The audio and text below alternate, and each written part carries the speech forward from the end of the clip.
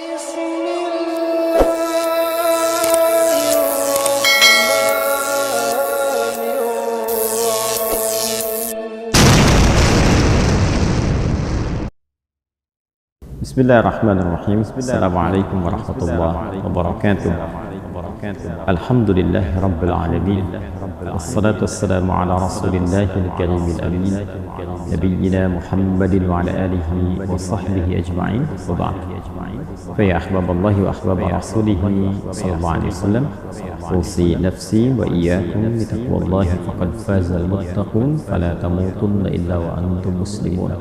فقال تعالى يا أيها الذين آمنوا اتقوا الله حق تقاته ولا تموتن إلا وأنتم مسلمون.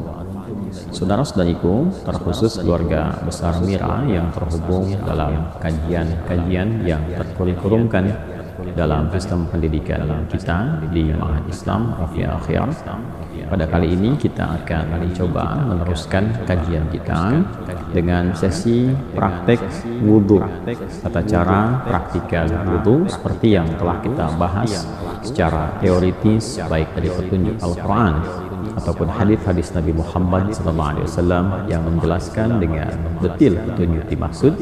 Dan insya Allah di sesi kali ini kita akan mencoba praktek langsung dengan mendatangi tempat wudhu, dan saat ini saya berada di Masjid Al-Ihsan di Bekasi. Kita akan cek dalam penggunaan perangkat wudhu dari air dengan menggunakan keran atau juga bejana yang memungkinkan kita untuk berinteraksi dan memberikan contoh langsung seperti yang dimaksudkan. Baiklah, langsung saja kita akan mendatangi menuju tempat wudhu dan mempraktekkan apa yang tengah kita kaji bersama. Semoga Allah berikan kemudahan, pemahaman, dan berkah pada apa yang kita kaji bersama. Mari kita langsung berangkat. Bismillah.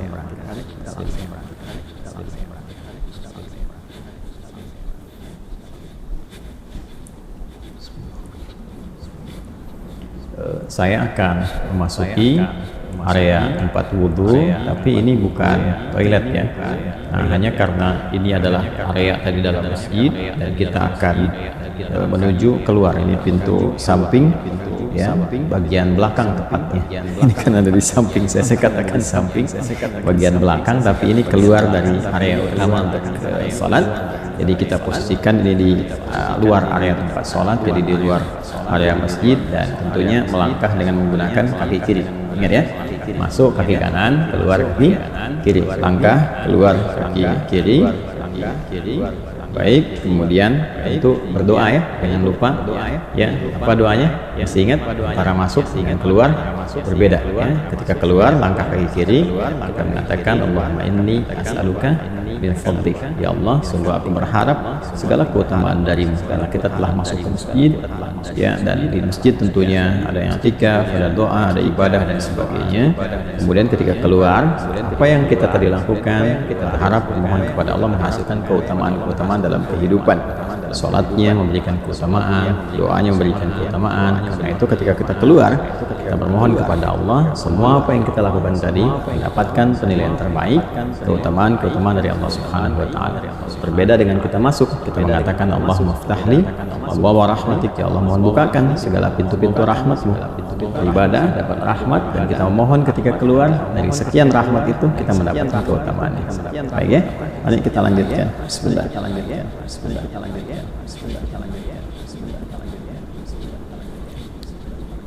Baik, nah ini ada beberapa keran ya teman-teman sekalian, dan ini tentunya terpisah dengan toilet ya. Jadi ini memang khusus area untuk berwudu.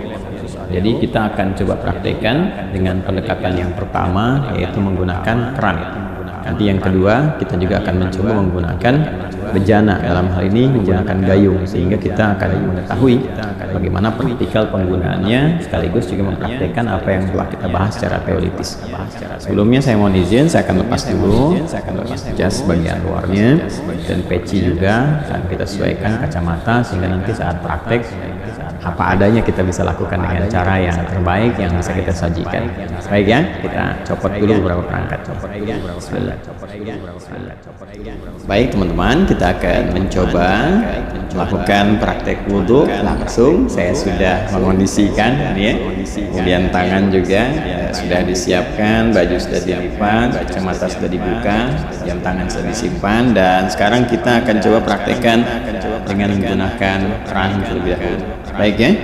Yang pertama tentunya kita mengonfirmasi keimanan terlebih dahulu, karena panggilan wudhu ingat dibuka dengan panggilan iman, dan saya terangkan di pelajaran sebelumnya bahwa panggilan iman itu mengonfirmasi lurusnya niat kita, lurusnya tujuan ibadah kita yang dilakukan karena Allah Subhanahu wa Ta'ala. Karena itulah konfirmasinya bersumber dari hati kita, dalam jiwa kita. Kita niatkan ibadah kita ini, wudhu kita ini ditujukan ya untuk beribadah kepada Allah Subhanahu wa Ta'ala dengan bahasa hati kita. Boleh dengan menggunakan bahasa masing-masing, misalnya saya berniat wudhu untuk menghilangkan hadas karena Allah Subhanahu wa Ta'ala, dan kalau ingin menggunakan bahasa Arab juga di hati kita seperti orang Arab juga tentunya menggunakan bahasa Arab, kita menggunakan bahasa Indonesia boleh-boleh saja di hati kita. Misalnya kita menyatakan bahwa nawaitul wudu'a li raf'il hadathi, misalnya al-asghari lillahi ta'ala, boleh ya, dan lisan mengucapkan bismillahirrahmanirrahim. Ya. Nah, kita ingin mengambil versi lengkapnya terlebih dahulu. Versi lengkap tentunya ini terkait dengan sunnahnya juga. Kan kalau yang pokok itu ada 4 seperti kita uraikan di pertemuan yang lalu. Kemudian versi lengkap ini kita bisa ambil versi yang dicontohkan langsung oleh sahabat Utsman bin Affan radhiyallahu taala anhu, yang mengambil pelajaran dari contoh wudhunya Nabi sallallahu alaihi wasallam. Nanti bisa dilihat di Sahih Al-Bukhari ya, Sahih Al-Bukhari topik yang keempat, Kitabul Wudhu, subtopik yang ke-23. Baik, sekarang kita akan coba mulai praktek, dan tentunya tadi sudah kita sampaikan memulai dengan niat ya, kemudian mengucapkan bismillahirrahmanirrahim. Nah, ingat betul baik-baik bahwa Islam seperti diuraikan di pertemuan yang lalu sangat perhatian detil terhadap segala hal, terutama aspek-aspek yang melahirkan manfaat. Ini adalah air keran yang menampung aliran air yang masih bersifat murni, mutlak, tahur. Jadi ini sangat bermanfaat. Karena itu tidak diperkenankan untuk membuang-buang air ya. Sekali lagi, tidak diperkenankan membuang-buang air pada keadaan yang tidak semestinya. Itu dalam Islam disebut dengan israf, mubazir ya. Karena itu seperlunya kita keluarkan, kalau menggunakan keran ini seperlunya kita keluarkan, tampung dulu airnya kan. Nah, yang pertama kita gunakan untuk menyela-nyela kan. Bagian pertama gunakan untuk menyela-nyela seperti ini, keluar, tidak usah terlalu besar ya, tidak usah terlalu besar sehingga airnya juga tidak boros, airnya juga keluar. Nah, ini kita menyela-nyela dulu, dimulai dari kanan. Nah, ingat ya, selalu dimulai dari yang kanan. Nanti di Al-Bukhari ini di subtopik yang ke-31. Jadi kalau kita baca topik yang keempat, kita berwudu, subtopik 31 itu ada namanya subtopik berjudul Babut Tayammun. Ya, memulai dengan bagian yang kanan. Ini selalu kanan dahulukan, kanan dahulukan. Baik ya, jadi kita mulai. Ini kita buka dulu cukupnya kerannya, keluar air. Ulang ya, ya sudah, kita bismillahirrahmanirrahim, niat dalam hati. Kemudian kita menyela-nyelai seperti ini. Ya, ini bagian pertama. Nah, lalu yang kiri juga dibersihkan dulu seperti ini. Ya, udah ya. Nah, ini dibersihkan. Nah, ini sunnah ya. Nah, sunnah yang pertama kita lakukan, karena yang pertama niatkan mengikat pada rukunnya, pokoknya. Jadi ada pokok yang terkait dengan konfirmasi keadaan hati kita. Rukun yang pertama niat, kan? Nah, kemudian dikonfirmasi di lisan dengan bismillahirrahmanirrahim. Lalu setelah itu kita masuki sunnah-sunnah, memulai dengan sunnah berwudu. Tadi sudah menyela-nyela dulu, ini membersihkan bagian jemari-jemari dan telapak ya. Baik, sehingga keadaannya bersih sebelum membersihkan yang lain. Baik, selesai, kemudian langsung untuk berkumur-kumur kita ambil. Nah, biasanya saya melakukan seperti ini. Kalau sudah ngambil seperti ini ya. Nah, ini ghurfah namanya. Ghurfah itu dengan satu genggaman ya, cidukan seperti ini. Genggaman atau cidukan seperti ini. Nanti biasanya kalau saya suka melakukan untuk menghemat itu, begitu dibuka sudah cukup ini ya. Lalu saya akan tutup terlebih dahulu. Nah, sehingga air tidak terus mengalir. Langsung kita kumur-kumur.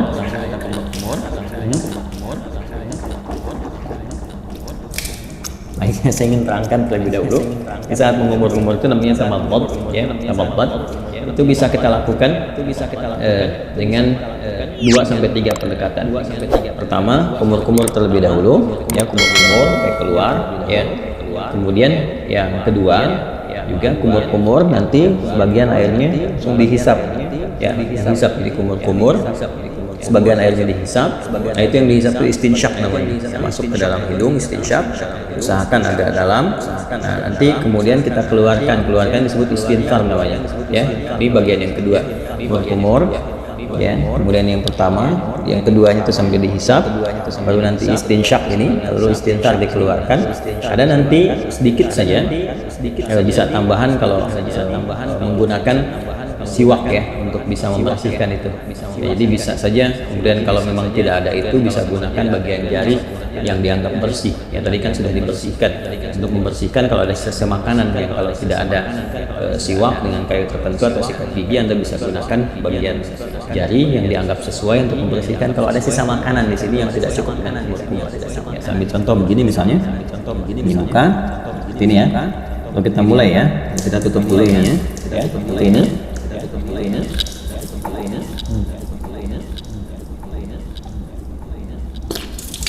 Sudah ya? Nah, ini untuk yang giginya atau membersihkan bagian sisa makanan, sehingga kalau sudah makan ya tidak sempat juga sikat giginya, nanti kita bisa bersihkan dengan bagian jari yang sesuai, ya, itu untuk kondisi-kondisi tertentu. Saya ulang ya. Nanti setelah itu istinsyaknya nanti bisa terpisah, kalau bisa bersamaan juga bagus. Ini juga istinsyak kan, nanti dikeluarkan. Ya, kita ambil contoh ya. Yang simpel dulu, ambil begini, ya, kumur-kumur.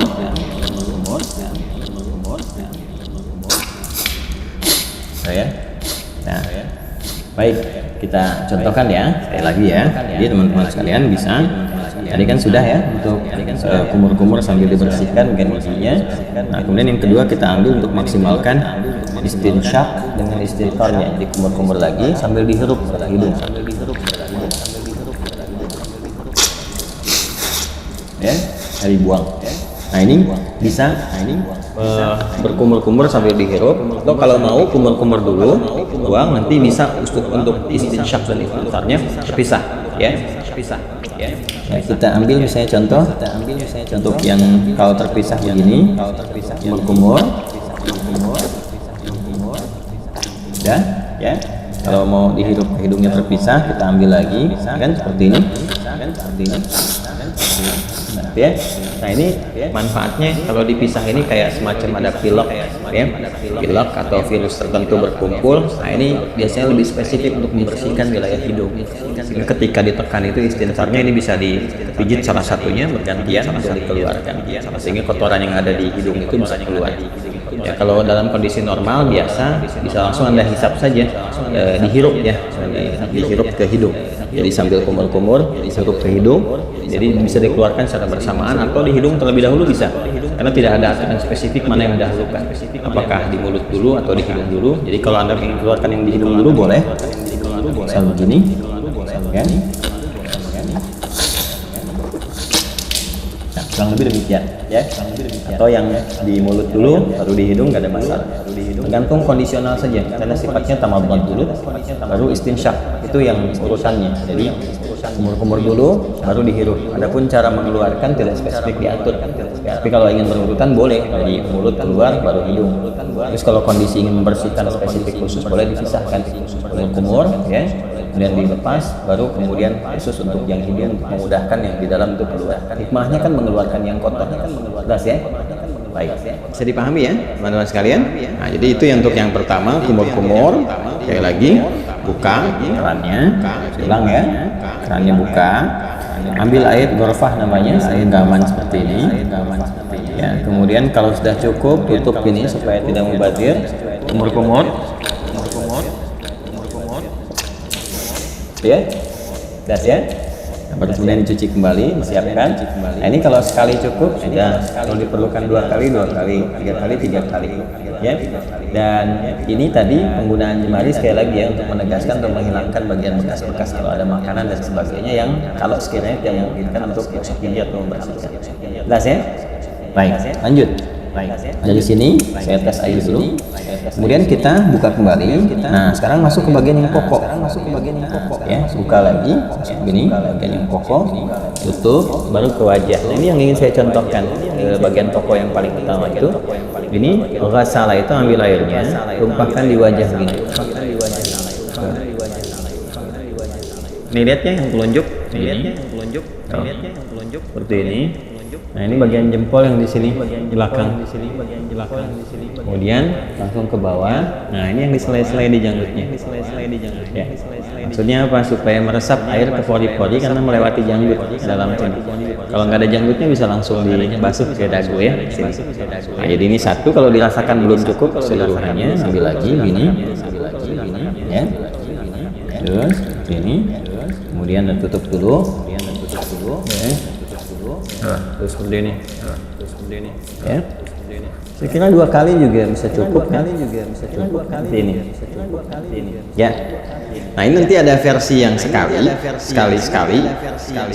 itu versinya Ibnu Abbas radhiyallahu taala anhu yang menyontoh praktek Nabi yang pernah menggunakan sekali. Itu kalau di Al-Bukhari, subtopik yang ke-21, marwatan ya. Babul wudu, judulnya itu Babul wudu marwatan. Bab pembahasan tentang wudu yang sekali basuh ya. Dan nanti yang versi yang keduanya, subtopik 22, itu yang versinya Abdullah bin Zaid. Babul wudu marwataini, 2 kali. Ya, kemudian versi yang Utsman bin Affan radhiyallahu taala anhu yaitu yang subtopik 23. Nah, itu yang 3 kali, talatan. Nah, versi yang dimaksudkan itu adalah pengalaman sahabat-sahabat mulia ini melihat wudunya Nabi untuk memanfaatkan air dan juga terkait dengan luasan cakupan ya, apakah tercakup nggak dengan air itu kepada bagian-bagian yang harus dibasuh dan diusap dalam wudu itu. Prinsipnya demikian. Jadi boleh sekali-sekali, 2 kali, atau 3 kali, dan mendahulukan yang kanan. Ya, mendahulukan yang kanan. Ada namanya sebab yang pernah juga saya utarakan, yang nomor 31 subtopiknya babus tayammun. Ya, tentang tayammun ketika Nabi mengajarkan Ummu Atiyah radhiyallahu taala anha bagaimana mendahulukan yang kanan. Jadi kanan dulu baru kemudian kiri. Nah, ini tentang kanan dulu kemudian yang kiri juga akan masuk setelah ini. Ya, setelah kemudian wajah selesai, baru tangan sampai siku. Ini kita ambil lagi. Ya, wajah selesai, tangan sampai siku, kumpulkan seperti ini airnya. Nah, teman-teman sekalian, ini ya. Kemudian tumpahkan di tangan ini. Ya, ke siku sini. Lalu ke sini, depan. Nah, terus sampai ke sini, ya. Nah, ratakan seperti ini. Jelas ya? Nah, kalau dirasakan belum cukup, maka buka lagi airnya. Ya. Nah, dianggap cukup, tumpahkan dulu seperti ini. Nah, bisa dari depan begini, ya. Kemudian ke belakang bisa seperti ini. Yang fleksibel saja. Penting air ditumpahkan. Bisa ke sini dulu, bisa ke sini dulu. Tadi kan saya mulai dari belakang seperti ini, ke depan. Kemudian yang kedua saya mulai dari depan untuk meratakan, ya. Seperti ini. Jelas ya? Nah, kemudian setelah itu yang kiri itu yang dibuka lagi. Nah, tutup seperti ini. Ya, seperti ini. Boleh fleksibel. Gimana mulainya? Yang penting dari depan sini ke bagian siku. Ya, nah kurang lebih seperti ini. Ya, kalau mau kita samakan, kalau kanan 2 kali, kiri 2 kali juga ya. Bisa menyeimbangkan, menyamakan seperti ini.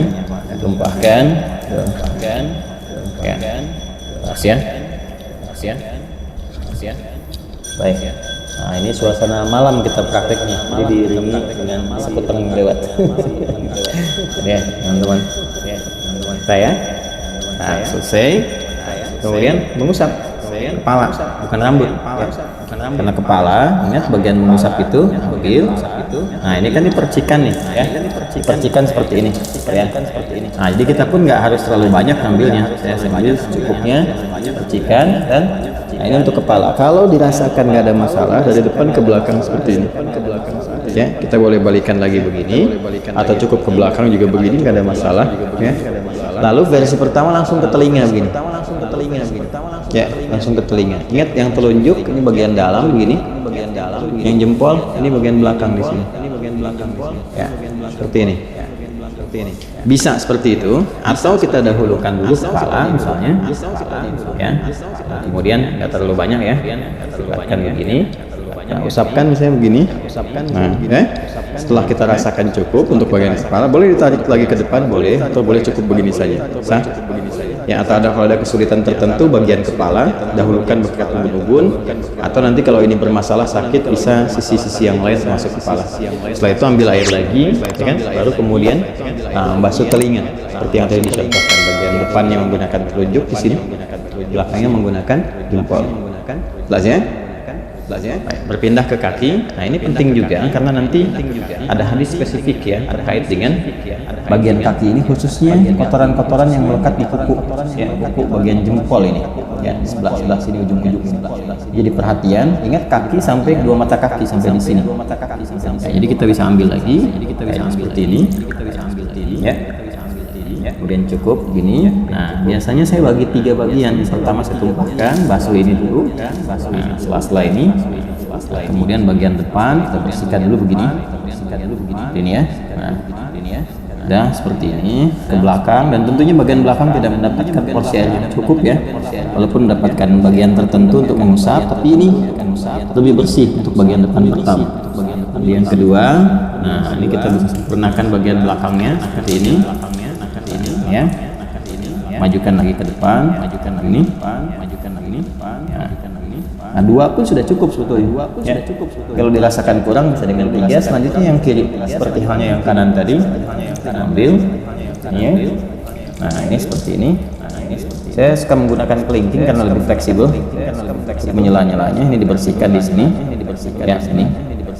Lalu ke belakang. Nah, yang disempurnakan, ambil lagi, tumpahkan seperti ini, ya. Dah, selesai. Nah, ini selesai, ya. Selesai, ya. Kita usahakan menghadap ke arah kiblat, detik sini. Lalu kita berdoa.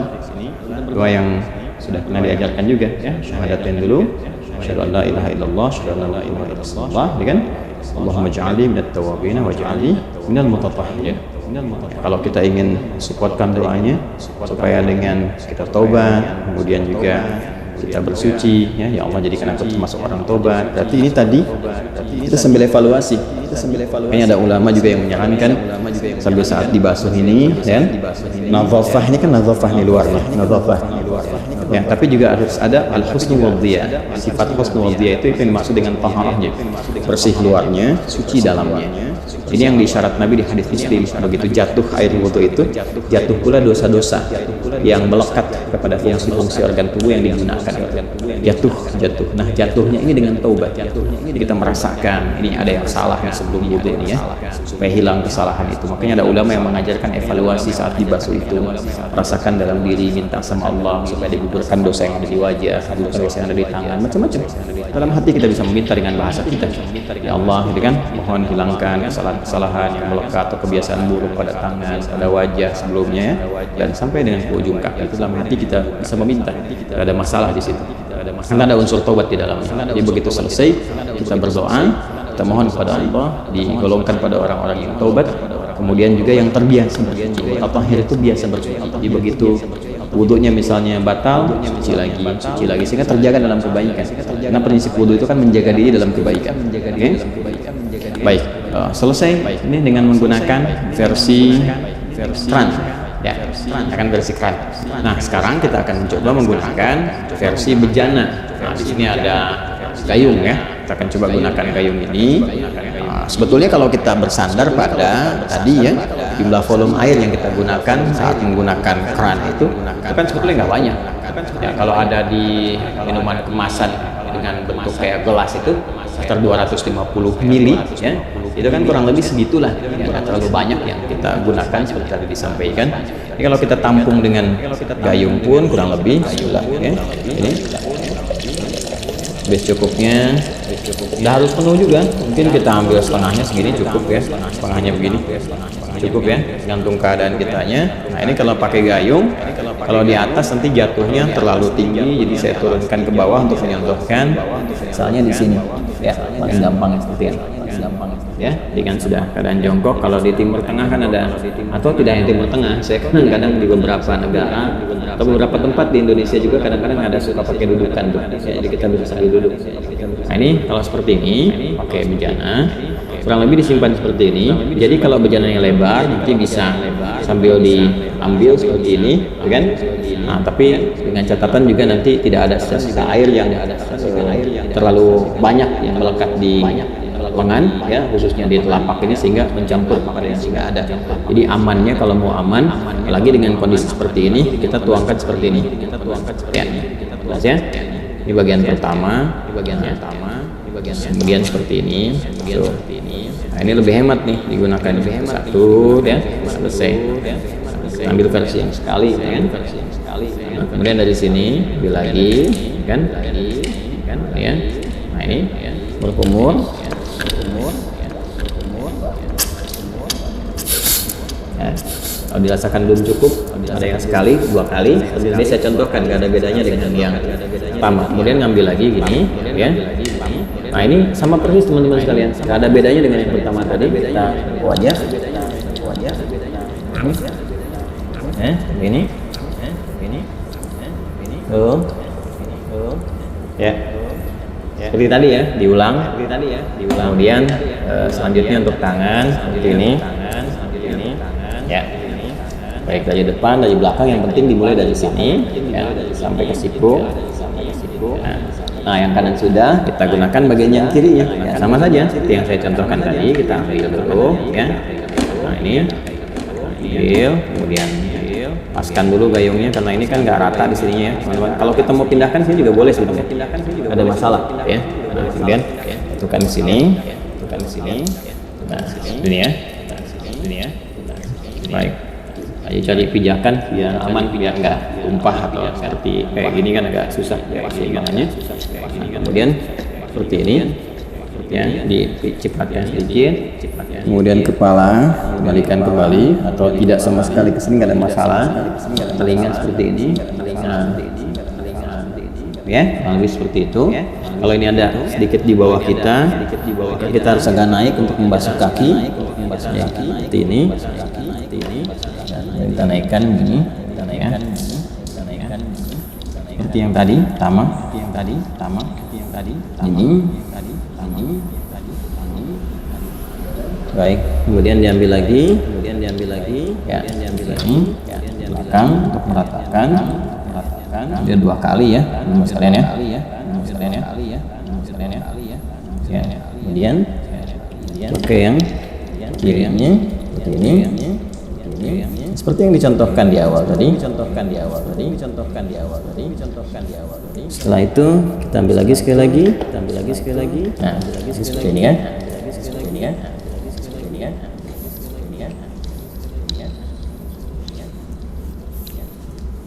Baik. Selesai. Dua versi ini, dan masya Allah tuh, masih bersisa. Artinya kan sebetulnya nggak butuh banyak gitu airnya, ya? Nggak butuh banyak, ini nggak kita berdoa. Setelah itu sudah disampaikan. Jadi kurang lebih seperti itu contoh yang bisa kita tunjukkan. Dimulai dari awal, kemudian mengondisikan dulu, ya, kerannya seperti apa yang bisa digunakan. Jangan mubadir, bersiap-siap. Saya suka membiasakan karena ini hadapnya ke kiblat. Ini kan arahnya ke kiblat nih. Saya suka membiasakan kalau ada aktivitas terutama terkait ibadah, cari yang kira-kira posisinya ketika dikerjakan menghadap ke arah punya kebiasaan saja. Dan tidak harus demikian, tapi kalau bisa dikerjakan ya itu lebih bagus, ya. Kecuali kalau sholat jelas, menghadap ke arah kiblat, kemudian baca Quran sunnahnya menghadap ke arah kiblat, ya. Hanya dalam wudhu kan posisi Quran bisa beda-beda, tapi biasanya saya selalu mencari yang kira-kira menghadap ke arah kiblat, menjaga saja kondisi itu.